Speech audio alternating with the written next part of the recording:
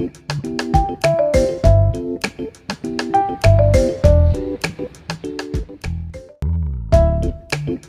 Ibu yang dimuliakan Allah, setelah kita mengkaji panjang lebar tentang akidah dan faktor-faktor yang menjadikan akidah itu menjadi kuat, serta ciri-ciri akidah yang benar, pada kesempatan sore hari ini kita akan bahas lebih spesifik tentang cara akidah Muhammadiyah,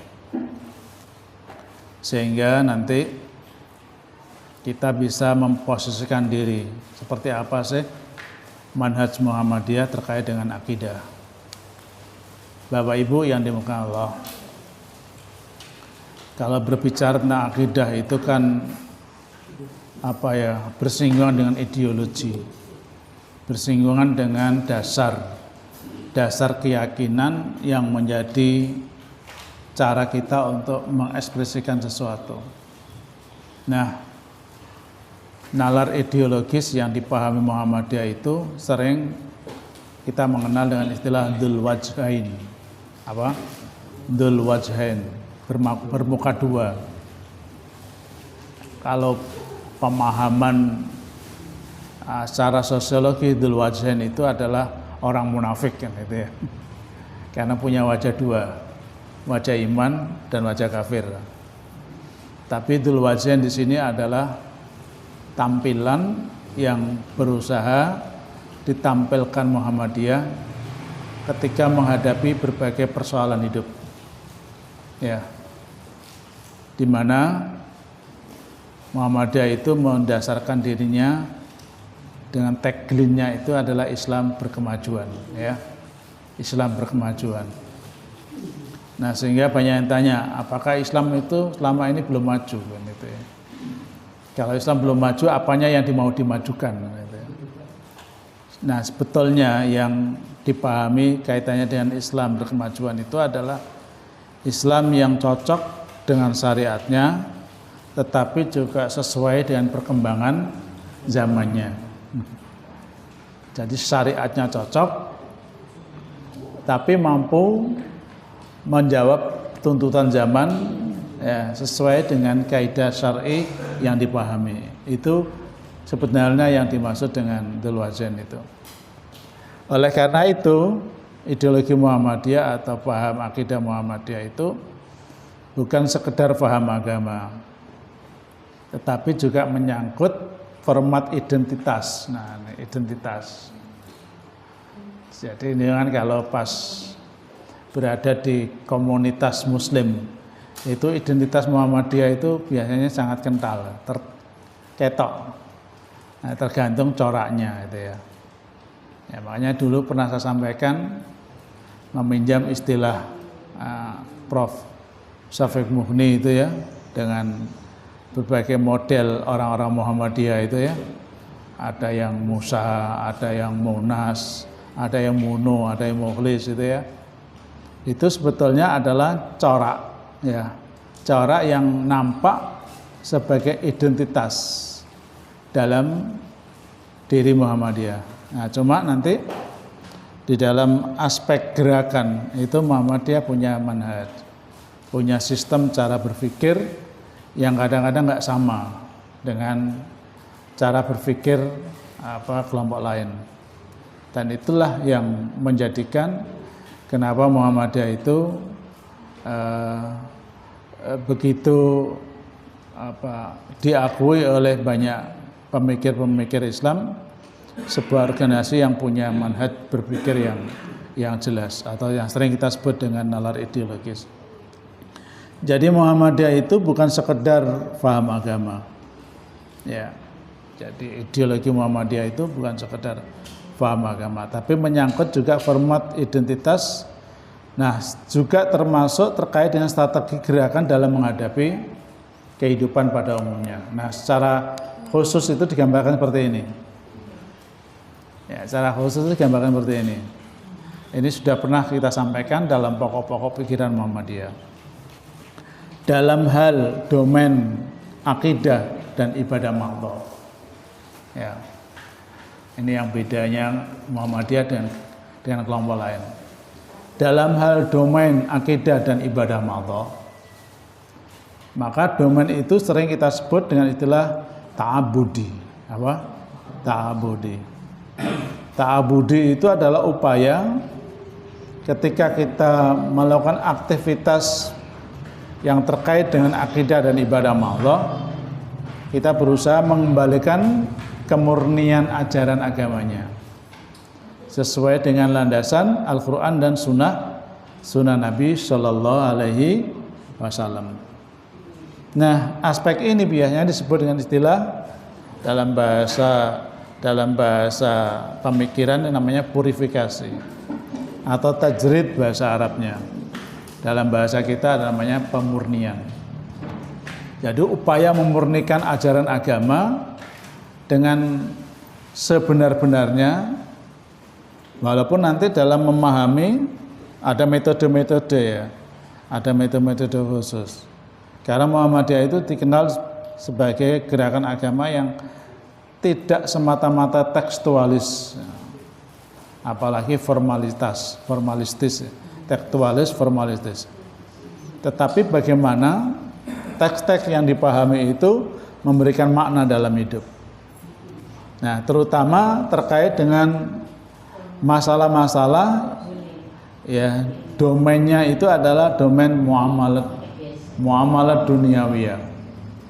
Jadi muamalat duniawiyah itu adalah aktivitas kehidupan kita yang tidak ada hubungannya dengan akidah dan ibadah mahdhah. Tetapi Islam mengatur secara umum tentang kaidah-kaidah yang harus dijadikan sebagai ketetapan. Maka masalah-masalah seperti ini kita sering sebut sebagai domain ta'akuli, artinya kemampuan berijtihad itu nampak gitu, nampak. Maka kenapa Muhammadiyah itu disebut sebagai gerakan yang dinamis? Ya, karena memang dia selalu merespon terkait persoalan dan perkembangan-perkembangan yang kaitannya dengan problem-problem keumatan. Contoh saja kemarin saya sampaikan ya, misalnya kalau orang menikah suami istri 10 tahun tidak punya anak, itu takdir atau takdir? Terus kalau nggak punya anak berhenti? Enggak. Nah, supaya punya anak gimana? Usahanya gimana? Begitu. Nah, kalau Muhammadiyah menangkap ya, maka perlu ada ya upaya lain agar seseorang itu bisa mendapatkan keturunan. Maka misalnya ya ada yang namanya, kalau dalam fikih masail itu misalnya terkait dengan hukum inseminasi buatan. Ya. Inseminasi buatan itu maksudnya adalah proses pembuahan ya seorang laki-laki dan seorang wanita, tetapi proses pembuahannya tidak melalui hubungan secara langsung. Karena sudah 10 tahun hubungan secara langsung tidak punya anak, maka harus ada terobosan lain. Bagaimana cara punya anak tapi tidak melalui hubungan secara langsung. Nah, maka ada analisis ya. Ada analisis kualitas ovum milik ibu dan kualitas sperma dari bapak. Jika kedua-duanya tidak ada masalah ya, tidak ada masalah ini. Ternyata kok melakukan hubungan itu tidak mampu, ya takdir atau perlu kita merubah takdir? Nah, itu menjadi kajian menarik. Nah, problem seperti ini kan membutuhkan apa? Jawaban. Nah, jawabannya bagaimana? Lalu dengan teknologi yang canggih, dengan penemuan ilmu kedokteran yang luar biasa, maka masalah-masalah itu sekarang menjadi lebih mudah. Nah, persoalannya kan zaman Nabi itu tidak ada. Zaman Nabi itu tidak ada yang gitu-gitu. Orang itu kalau nikah 9 tahun, 10 tahun tidak punya anak, ya sudah takdir. kasih anak ya alhamdulillah, nggak dikasih anak ya sudah, gitu aja ya. Nah, tapi zaman sekarang nggak boleh berhenti begitu ya. Nah, ketika sudah ditemukan ilmu-ilmu kedokteran baru seperti itu, bagaimana Islam merespon? Contoh misalnya, kalau mau mengetahui kualitas sperma berarti kan ada uji lab sperma, kan itu ya. Nah, piye carane njukuke? Piye carane njukuke? Nah, gitu ya. Padahal si laki-laki ini tidak punya kemampuan untuk melakukan hubungan dengan istrinya, itu. Tapi kualitas spermanya bagus, gitu. Dia tidak punya kemampuan. Atau misalnya ini tidak tabu ya. Misalnya si suami itu sering mengalami ejakulasi dini. Jadi baru sebentar sudah keluar. Nah, kan artinya dia tidak akan mampu membuahi istrinya. Nah, berarti kan harus ada uji lab untuk mengetahui sebelum dilakukan itu. Berarti ada proses namanya pengeluaran sperma. Nah, piye carane ngetokne? Nah, ini kajian-kajian menarik ya, yang kadang-kadang menimbulkan pro dan kontra. Itu contoh, Contoh lagi misalnya, yang namanya riba itu selamanya haram atau halal? Ibu, riba itu selamanya halal atau haram? Tapi zaman sekarang jangan tanya apa itu riba, tidak ada. Dalam transaksi ekonomi modern tidak ada kata riba itu, nggak dikenal. Riba itu ya zaman jahiliyah, Arab jahiliyah, atau zaman Islam awal-awal gitu.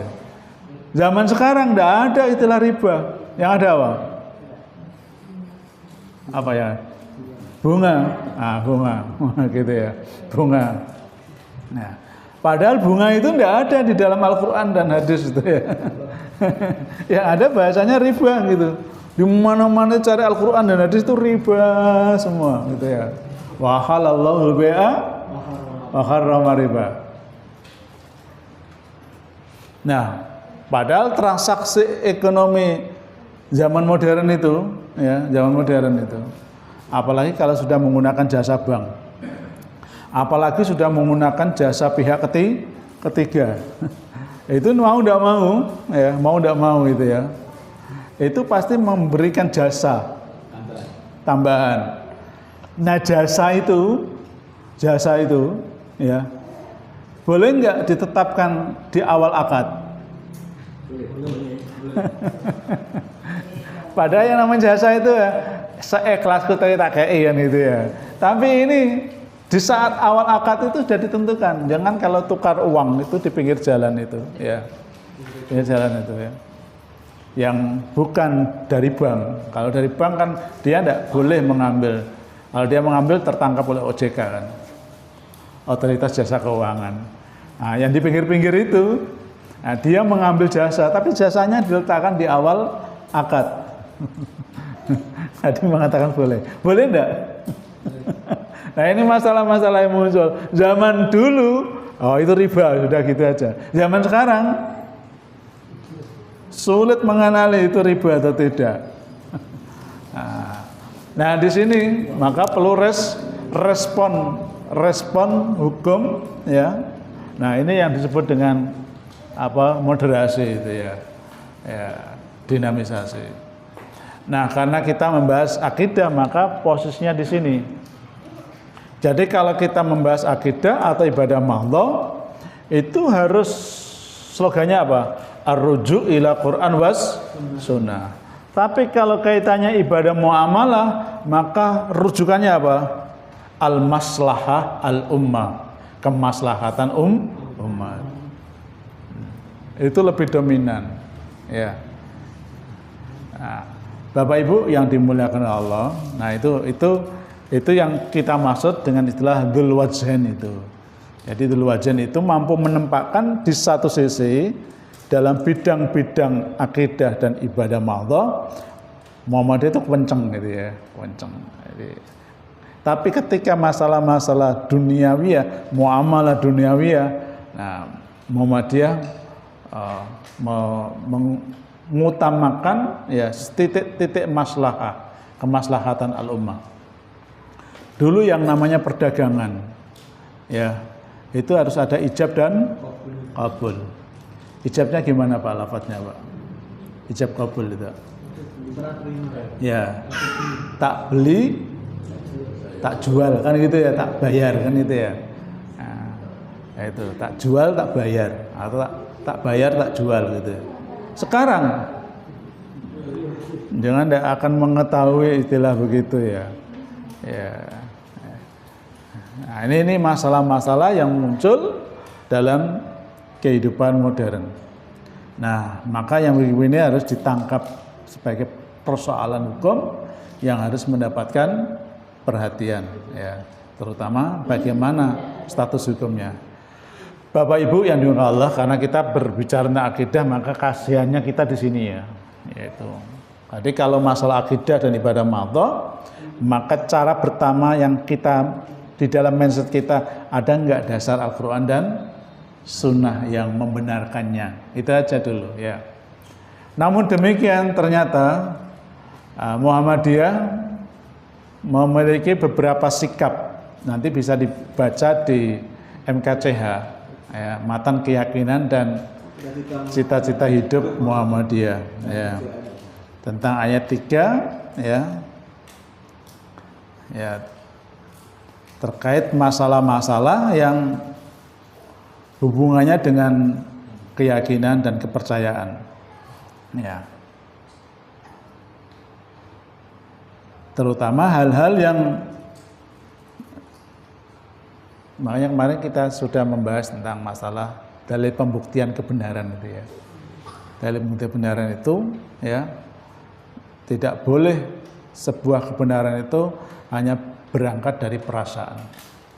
Kebenaran itu harus dibuktikan kebenarannya, tapi jika masalah-masalah akidah dan ibadah madha harus dibuktikan ada dalil yang soleh, yang soreh gitu ya.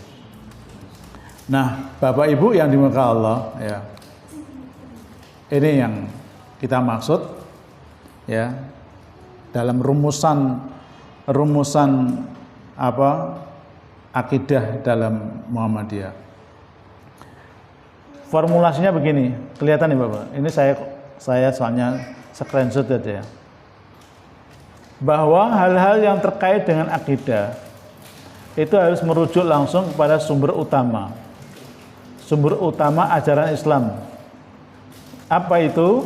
Yaitu nanti ya, pada Al-Qur'an dan hadis ya. Oleh karena itu, akidah yang sahih itu adalah akidah yang menolak segala bentuk campur tangan pemikiran teologis. Ada pemikiran manusia yang masuk di dalam akidah. Nah.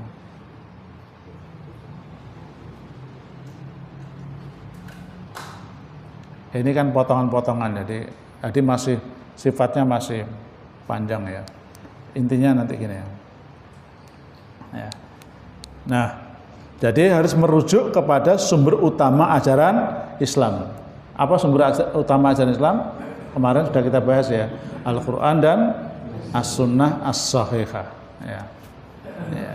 Jadi Al-Quran dan Sunnah yang sahih, yang diterima. Ya.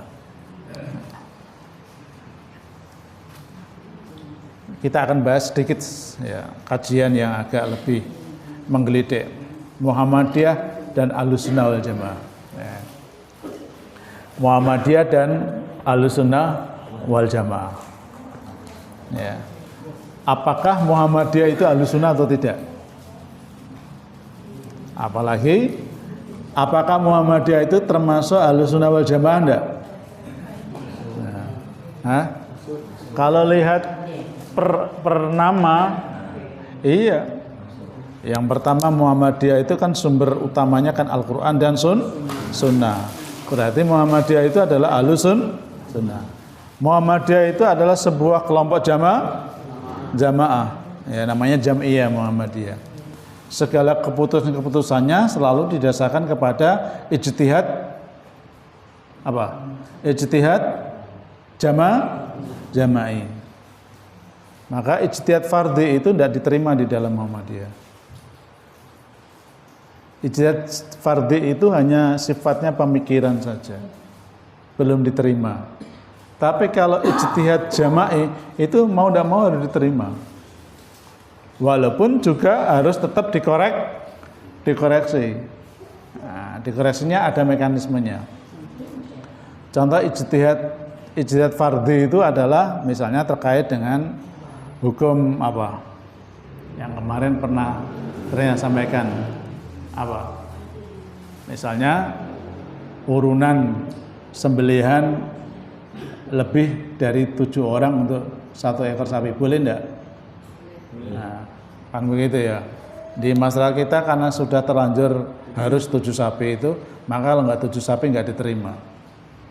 Tapi dalam beberapa diskursus pemikiran beberapa teman ya tokoh-tokoh pemikir ahli hadis, bahwa hadis itu ternyata punya apa?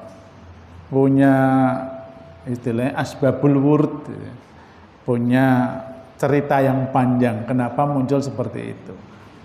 Nah, sehingga muncul pemikiran maka tidak harus 7 orang. 10 orang, 50 orang bisa, apalagi seperti amal usaha itu ya. Amal usaha itu ya, itu milik siapa kalau amal usaha itu? Milik Muhammadiyah ya. Maka ketika amal usaha itu korbannya berarti kan tidak bisa dibatasi 1 orang, 2 orang, 3 orang, kecuali milik pribadi, termasuk perusahaan. Nah, itu ijtihad fardhi. Kalau ijtihad jama'i misalnya produk yang sudah menjadi ketetapan Muhammadiyah terkait dengan salat malam misalnya. Salat malam itu Muhammadiyah memilih ketika 11 rakaat itu variasinya 22-2-2-1 atau 22-2-2-1 atau 3-3-4. Sudah, itu produknya itu. 4-4-3 ya, 4-4-3. Jadi 22-2-2-2-1 5 kali, witirnya 1, terus atau 4-4-3. Tidak pernah dalam ijtihad jama'i Muhammadiyah itu 22-22-3, tidak diketemukan. Tidak diketemukan di dalam fatwa tarjih itu. Nah, ini contoh ya, yang dimaksud jamaah itu di situ. Jadi dalam hal terkait dengan ijtihad, Muhammadiyah menggunakan ijtihad jama'i. Jadi semua fatwa-fatwa Muhammadiyah itu terkait dengan fatwa-fatwa tarjih itu sudah melalui apa? Sidang ya. Sidang dalam majlis ya. Walaupun juga tetap boleh dikoreksi sebagai perbaikan-perbaikan. Contoh misalnya jangan bisa lihat perbedaan buku HPT 1 dan HPT 3. Itu luar biasa ya. Terutama adalah tentang tata cara sholat. Itu di HPT 1 itu tidak ada namanya variasi, tidak ada. Yang baca di HPT 1, sholatnya itu hanya satu model. Tidak ada banyak model. Tapi di HPT 3 mulai dikenalkan banyak model. Banyak model. Kemudian bagaimana sikap Muhammadiyah? Maka kajian-kajian ini penting.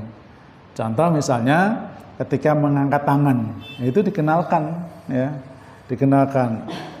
Kalau di HPT 1 kan mengangkat tangan seperti ini, tapi di HPT 3 itu mengangkat tangan itu sudah mulai begini itu ada semuanya, dikaji. Termasuk membaca basmalah. Nah, itu dikaji di buku HPT 3. Artinya ada perbaikan ya, dalam putusan-putusan. Termasuk yang hari ini ya, tentang apa? Kebijakan Muhammadiyah terhitung mulai April 2024 ya. Tentang apa, Pak? Diberlakukannya KHIGT. Nah, kalender Hijriah Islamic Global Terpadu. Nah, sudah itu pakai itu sekarang. Sudah nggak pakai wujudul hilal. Kemarin saya pelatihan di Paciran itu, Kalau wujudul hilal itu mendekati kebenarannya itu 75%.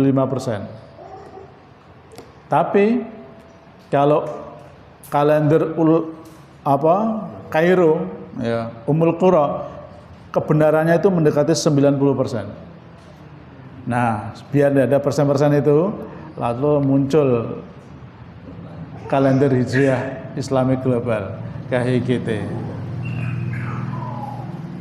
Kalau selama ini kita meyakini Pak, pergantian hari itu dimulai kapan Pak? Maghrib. Itu menurut jenengan ya? Kalau menurut orang-orang barat, pergantian baru itu? Jam 00 ya? Sekarang kira-kira orang barat mau nggak mengikuti orang muslim? Nggak mau. Kita hidup sekarang ini mengikuti jamnya orang barat atau jamnya orang muslim? Padahal jam itu yang menentukan Allah atau waktu itu loh. Kan Allah tuh ya.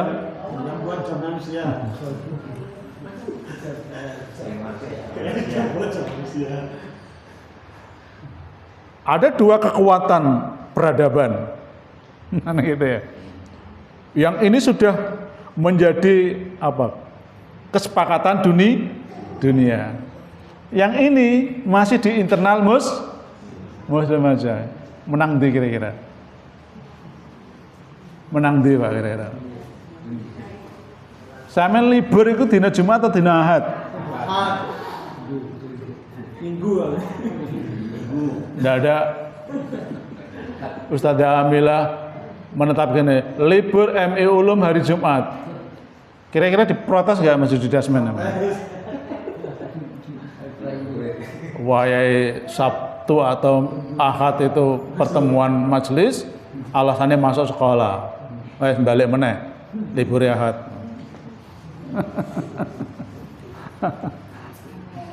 Kita ini ya posisinya itu sudah seperti itu.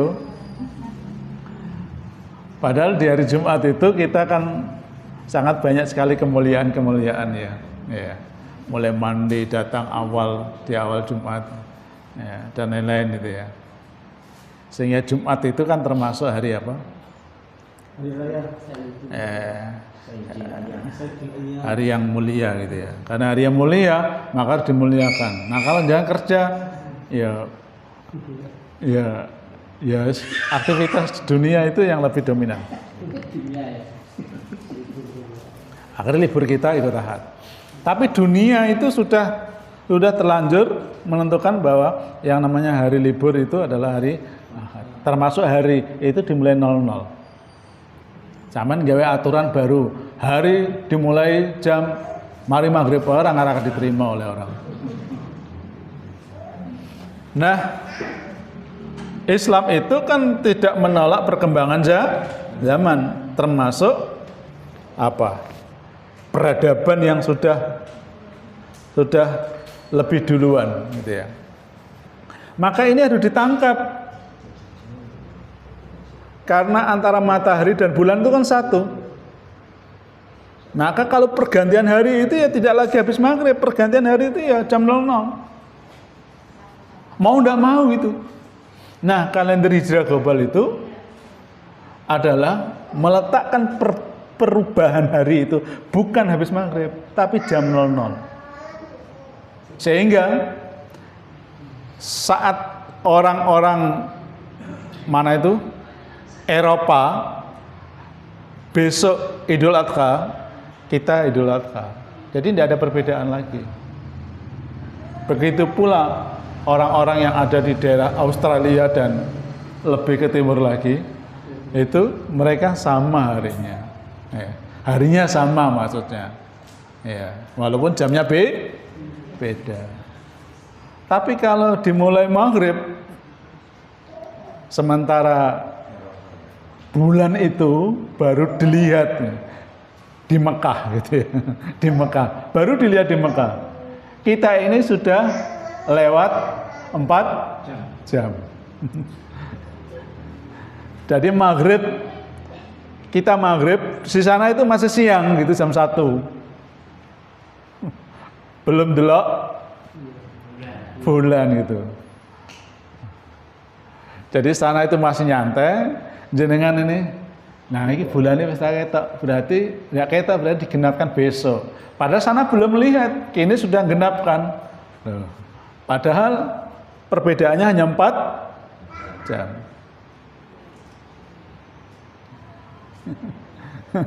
Perbedaannya 4 jam. Tapi sana belum apa-apa Pak gitu ya. Ya, sini sudah menetapkan bahwa harinya adalah ditunda besok, hari baru maksud saya. Gara-gara nggak ngelihat. Tapi sana belum. Begitu kita sudah jam berapa? 6, 7, 8, 9, jam 9 sana baru mengumumkan hari sekarang adalah hari Senin. Sampean hari Seninnya besok. Tapi ketika ketemu dalam komunitas, hari Seninnya sama enggak? Sama. Tapi tanggalnya kok bisa beda? Kan orang nyambung ya. Harinya sama, tapi tanggalnya beda. Seharusnya kan hari sama, tanggalnya sama. Nah, itu yang ingin dicari titik temu oleh Muhammadiyah. Nah, keputusan ini itu melalui apa ya? Ijtihad jama'i. Enggak ijtihad fardhi. Ya. Nah, makanya disebut wal jamaah. Ahlus sunnah karena apa?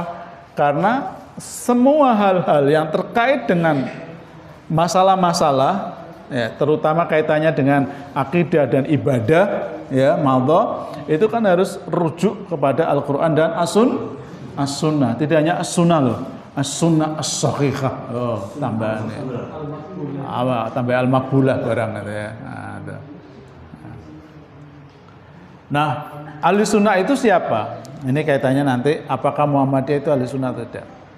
Kita ngaji fokus di sini ya pada hari ini. Ahli sunnah itu apa? Ahli sunnah itu jangan lalu dipahami apa ya. Apa itu celananya cingkrang, terus apa? Jenggotan itu mesti ahli sunnah. Enggak. Nah, sunnah itu banyak ya. Nah, sampean begitu, tapi ketika ada sholat gerhana enggak ikut sholat gerhana ya padha wae menafikan sunnah. Saya itu sering ngeritik gini ya. Termasuk sunnah Nabi ketika hari Jumat. Hari Jumat Pak ya. Di antara sunnah Nabi hari Jumat itu apa?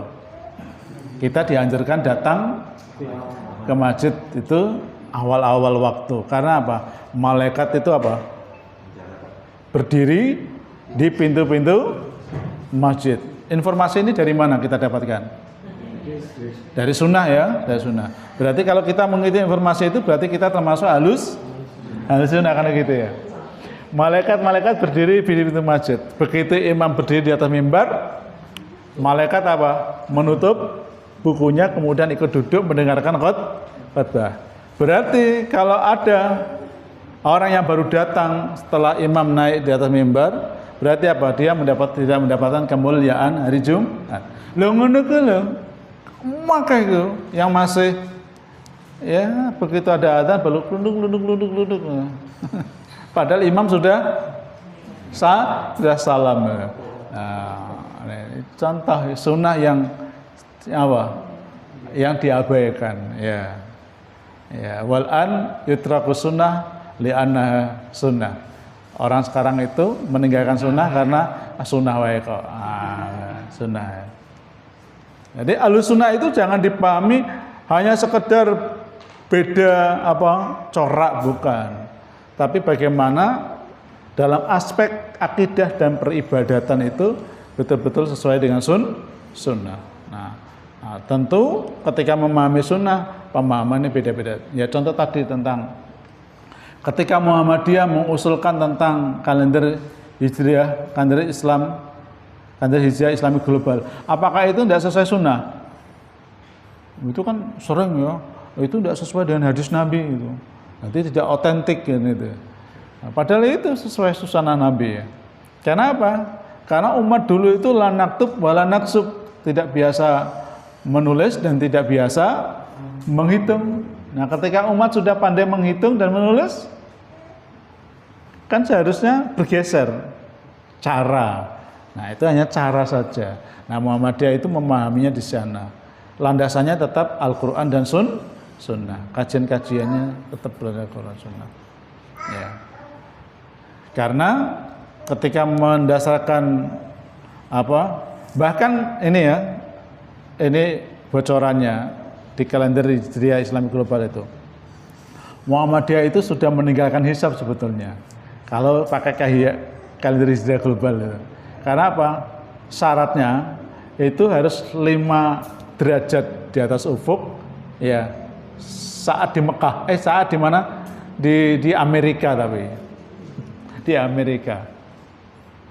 Jadi standarnya Amerika yang dipakai.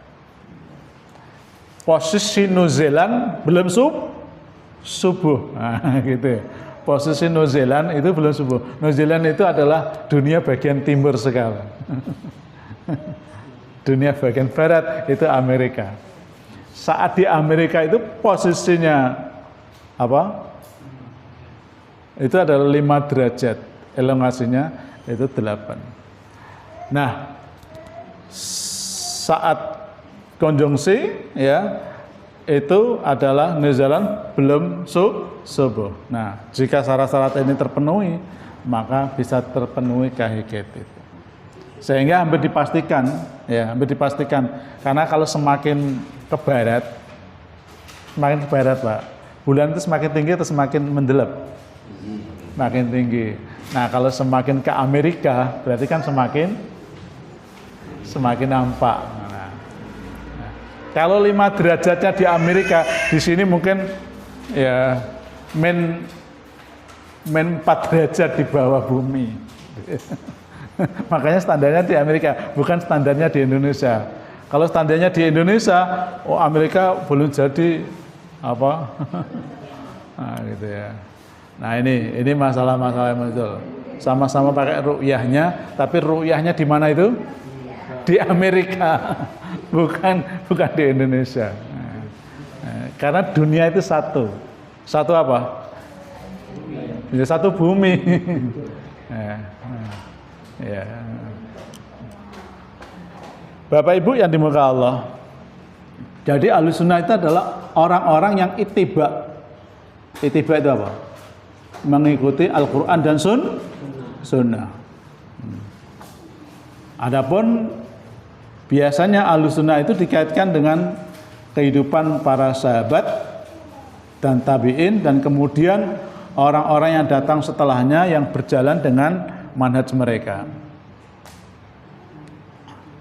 Kenapa ada muncul istilah Ahlussunnah dan ada istilah wal jamaah?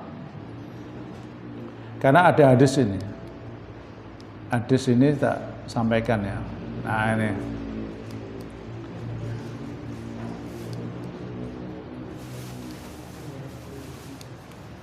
Nah, ini dari Muawiyah nih ya. Muawiyah bin Abi Sofwan annahu qama fina faqala ala inna Rasulullah sallam qama fina faqala ala inna man qablakum min ahli kitab.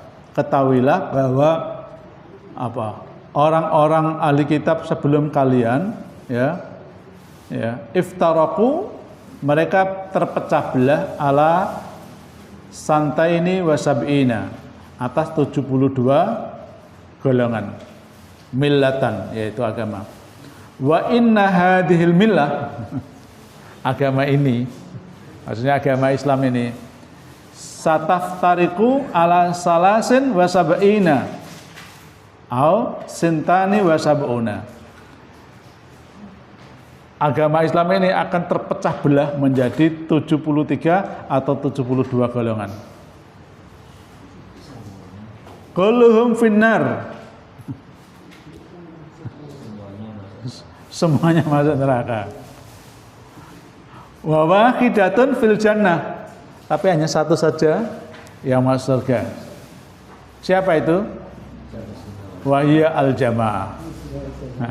Wahya al-jamaah. Yang masuk surga itu adalah jamaah. Nah, itu aneh ini. Ini hitungannya itu ya. Ya. Ini hitungannya nih. Saya cari 73 golongan atau 72 golongan itu hitungannya dari mana? Ada yang berusaha mengelompokkan. Nah, ini ya. Mu'tazilah ini sekitar 20 golongan. Dihitung Waris. 20 golongan. Syiah itu 22 golongan. Khawarij 20 golongan. Berarti berapa nih? 62. Murji'ah 5 golongan. Berapa? 67. Najariyah 3 golongan. Berarti apa? 70. Jabariyah 1 golongan. Musbihah 1 golongan. 72 ya. Illa wahidah, kecuali 1. Siapa itu? Firqatun najiyah, yaitu Ahlussunnah wal Jamaah.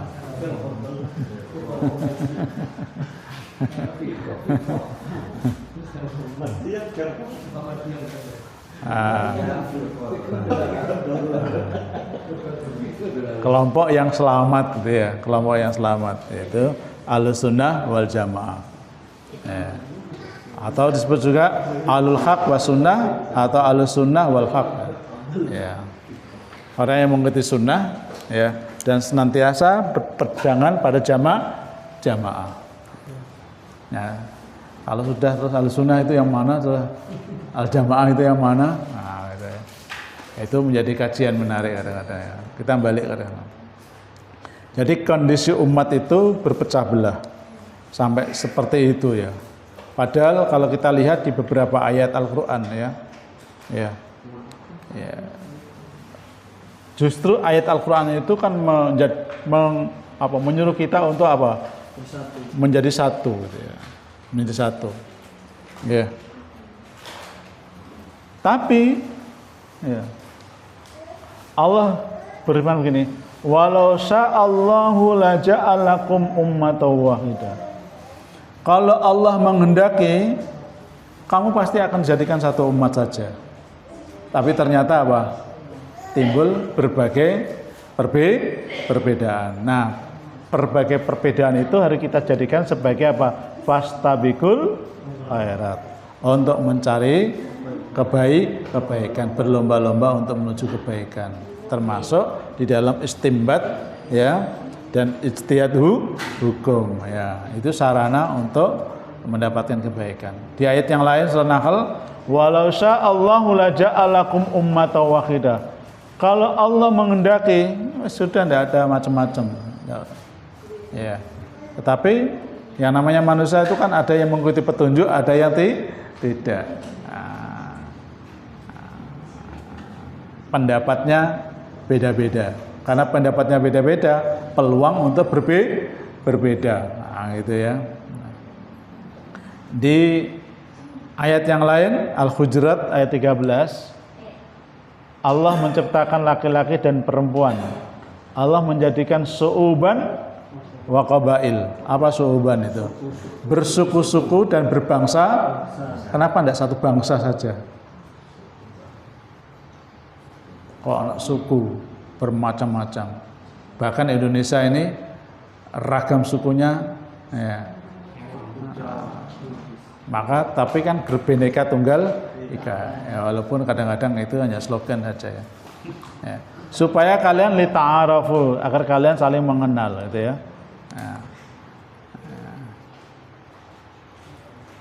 Nah, Nabi mengatakan kamu nanti akan hidup setelahku, bahwa mereka akan mengalami ikhtilafan kasiran. Mengalami apa? Melihat ikhtilafan kasiran, melihat perbedaan yang sangat banyak. Maka kalau kalian mengalami perbedaan seperti itu, fa'alaikum bisunnati wa sunnati khulafur rasyidin al-mahdiin. Hendaklah kalian berpegang teguh kepada sunnahku dan sunnah khulafur rasyidin yang mendapat petunjuk setelahku. Addu 'alaiha bin nawajid. Pegang teguh sunnah dan gigit dengan geraham. Maksudnya ya kuat-kuat itu, jangan sampai menyelisihi daripada sunnah ya. Wa iyyakum wa muhdatsatul umur ya, dan berhati-hatilah kamu terhadap perkara yang diada-adakan. Fa inna kulla muhdatsatin bid'ah wa kulla bid'atin dhalalah. Setiap yang diada-adakan itu bid'ah dan setiap bid'ah itu adalah sesat.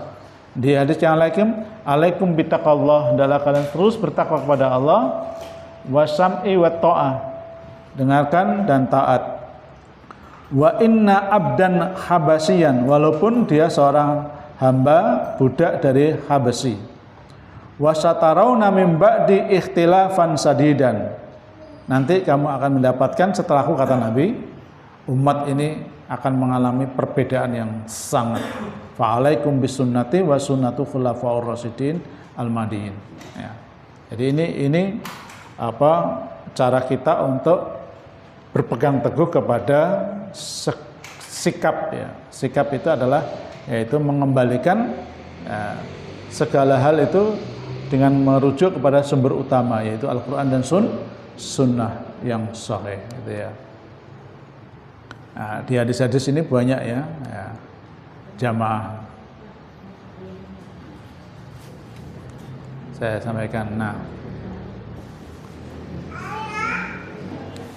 jadi di akhir zaman kita akan menghadapi kondisi umat yang terpecah belah.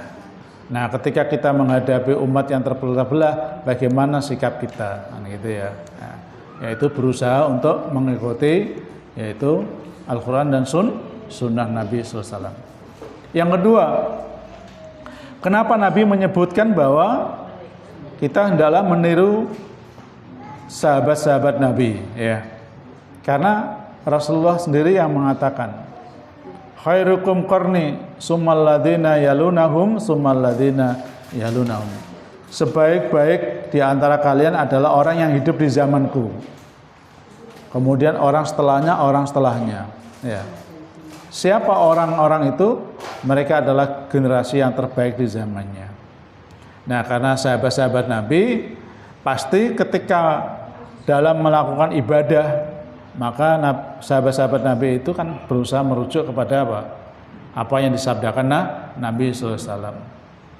Nah, mungkin kita pernah mendengar dengan istilah ijtihad sahabat ya. Ijtihad sahabat. Ijtihad sahabat itu kalau sifatnya pribadi ya, itu tidak harus diikuti. Tapi kalau ijtihad sahabat itu merupakan ijma semua ulama atau ijma dari semua sahabat, maka itu boleh diikuti. Contoh misalnya tentang pengkodifikasian Al-Quran menjadi satu mushaf, nah, itu ijma sahabat ya. Yang ijtihad sahabat itu ya, misalnya terkait dengan salat Jumat ya, adzan Jumat berapa kali? 2 kali ya. Sementara sunnah nabinya hanya 1 kali. Nah, mana yang kita ikuti? Nah, gitu ya.